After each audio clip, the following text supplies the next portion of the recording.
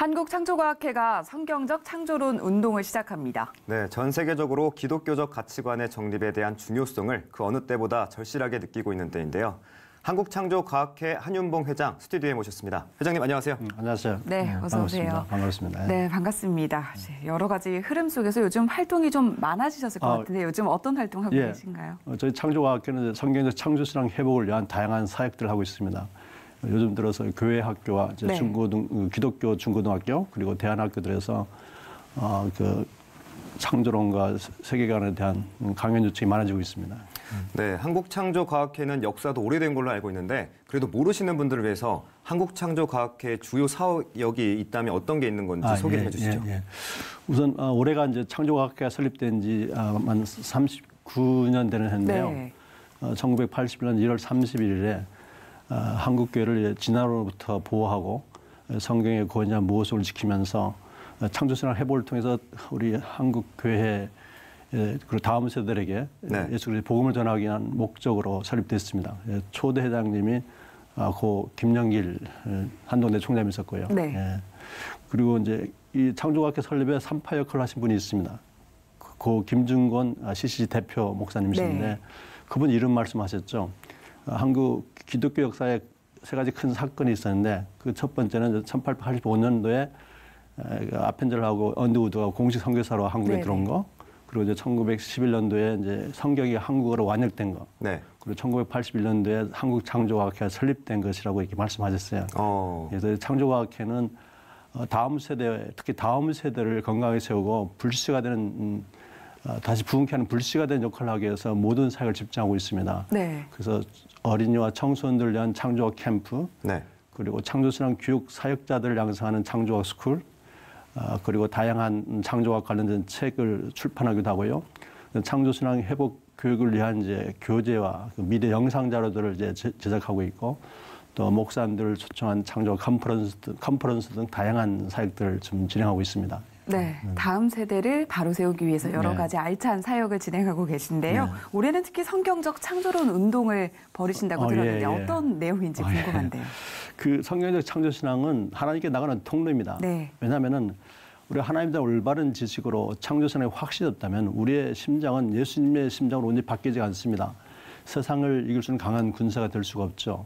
그래서 더군다나 오늘날 그 어느 해보다 어느 때보다도 하나님이 무시되고 하나님의 말씀인 성경의 권위가 무시되고 있는 이 시대에 우리가 하나님에 대한 올바른 지식으로 하나님의 말씀을 바로 알고 바로 배우고 바로 믿고 바로 전하는 게 매우 중요한 시대가 됐습니다.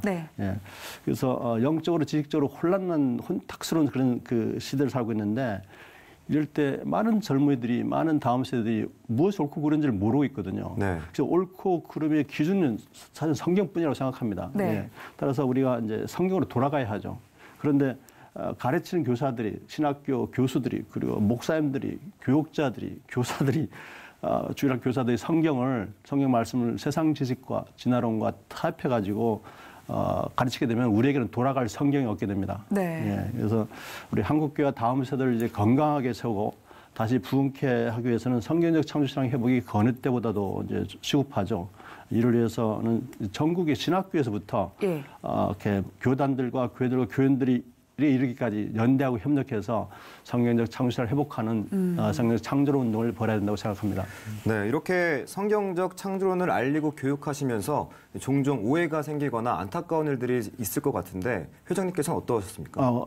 많습니다. 상당히 많죠. 어떤 사례들이 있나요? 창조과학에 대한 오해부터가 있고요. 많은 사람들 어떻게 과학으로 하나님의 창조를 제한할 수 있는가라고 이렇게 오해를 하는데 사실 우리가 하나님의 창조를 믿는 과학자를 창조과학자라고 그럽니다. 그럼 창조과학이 도대체 뭐냐? 이 창조과학은 하나님의 창조가 성경에 이루어진 그 창조의 내용들이 역사적으로 과학적으로 사실임을 변증하는 종합과학입니다.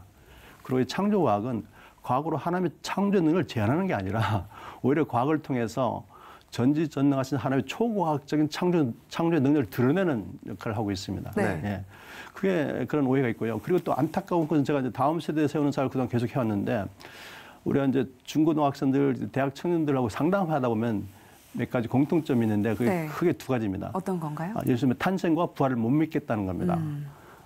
언제부터 예수님 탄생을 못 믿게 됐니 물어보면 이제 성교육 교육을 받으면서부터 어떻게 여자가 홀로 애를 낳을 수 있습니까? 네. 그리고 예수님의 부활을 언제부터 못 믿게 됐니? 그러면 학교에서 우리 과학 시간에 진화를 배웠는데 사람은 동물이고 동물이면 죽으면 그만인데 어떻게 다시 부활할 수 있습니까? 라는 거예요.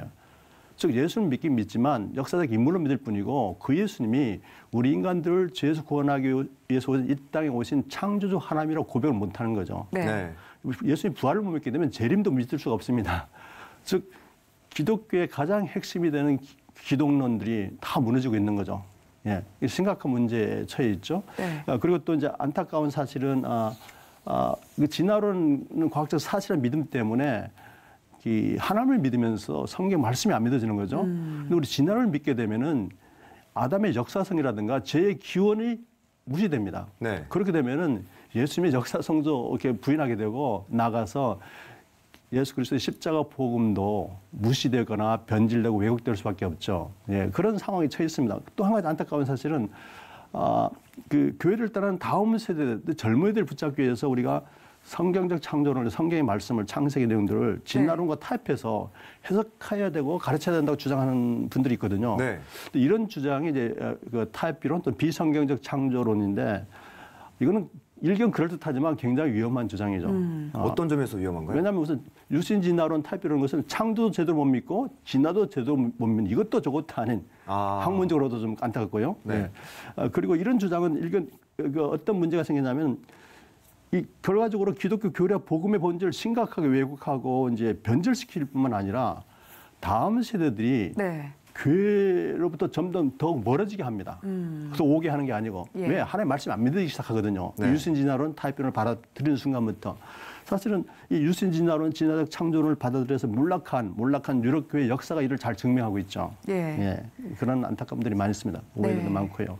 예, 그리고 이제 그 두 번째 또 한 가지 오해는 이 창조과학회를 무슨 하나의 말씀 성경을 과학적으로 증명하려고 하는 단체라고 이렇게 하는데 절대 우리 창조과학자들은 누구도 하나의 말씀을 과학적으로 증명하려고 하지 않습니다. 어떤 과학자도 하나님의 창조를 과학적으로 증명할 수가 없습니다. 네. 단지 하나님의 창조가 과학적으로 사실임을 우리가 알고 있는 과학적 사실과 법칙들 이용해가지고 사실임을 변증할 뿐이죠. 네, 말씀을 듣다 보니까 다음 세대를 바로 세우기 위해서는 일단 앞서서 교회 학교라든지 이 청소년들에 대한 교육이 좀 잘 이루어져야 된다 이런 그렇습니다. 생각이 드는데 어떻게 생각하세요? 예, 굉장히 중요한 네. 포인트입니다. 지금 우리 다음 세대들을 세상에 뺏기지 않고 하나님의 그 하나님 믿는 자녀로 우리가 양육시키기 위해서는 우리 다니엘서를 보면 우리가 알 수가 있습니다.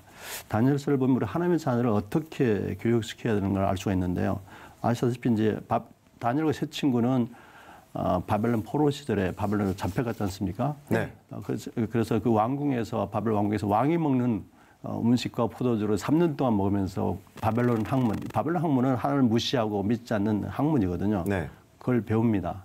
그런데 놀랍게도 다니엘서 1장 보게 되면 하나님께서 다니엘과 세 친구들에게 하나님을 무시하고 하는 그 바벨론 학문과 바벨론 언어를 잘 배울 수 있는 지혜를 주셨더라고요. 네. 그런데 중요한 사실은 이 다니엘과 세 친구는 삶의 원칙이 있었어요. 하나님의 그 뜻을 정해가지고 하나님의 말씀을 중심으로 사는 거예요. 그들은 어릴 때부터 여호와 신앙 교육을 제대로 받았죠. 믿음이 아주 굳건한 친구들이었어요. 그래서 그들은 영적으로 깨끗했을 뿐만 아니라 지식적으로도 굉장히 깨끗했습니다. 네. 이 시대 우리가 하나님께서 요구하는 그거 같아요. 너희 영적으로만 깨끗할 뿐만 아니라 지식적으로도 깨끗해라. 예. 이성적으로도 하나님 믿어야 된다는 얘기죠. 네. 근데 안타까운 사실은 오늘날 많은 지성인들이 주류과학계가 주장하는 진화론 때문에 빅뱅 이론 때문에 하나님의 말씀이 틀렸다 그러고 하나님의 말씀을 자꾸 이제 세상 과학하고 혼합해서 해석하려고 그걸 가르치고 하는 그런 일이 일어나고 있죠. 네. 그러니까 너무 안타까운 일입니다. 그래서 우리 다음 세대를 위한 이제 교육의 원칙은 하나님의 말씀을 세상 학문과 혼합하지 않고 뜻을 정해서 오직 성경으로 잘 가르치는 것이라고 생각이 듭니다. 하나님이 없다면 이게 하나님의 말씀이 성경이 틀렸다고 하는 시대에 교회들이 주일학교 교사들이 이제 해야 할 일은 우리 자녀들에게 네. 하나님의 말씀을 잘 깨닫고 전할 수 있는 지혜를 주십시오라고 기도하면서 하면서 인간의 이성과 학문이 아니라 오직 성경 말씀을 어릴 때부터 잘 교회에서부터 잘 가르쳐야 된다고 생각합니다. 네, 신앙에 기초한 교육 그리고 그 배움이 삶으로 이어질 수 있도록 교회와 가정의 관심이 더욱 필요하겠습니다. 한국창조과학회 한윤봉 회장과 얘기 나눴습니다. 회장님 말씀 고맙습니다. 잘 들었습니다. 네, 고맙습니다.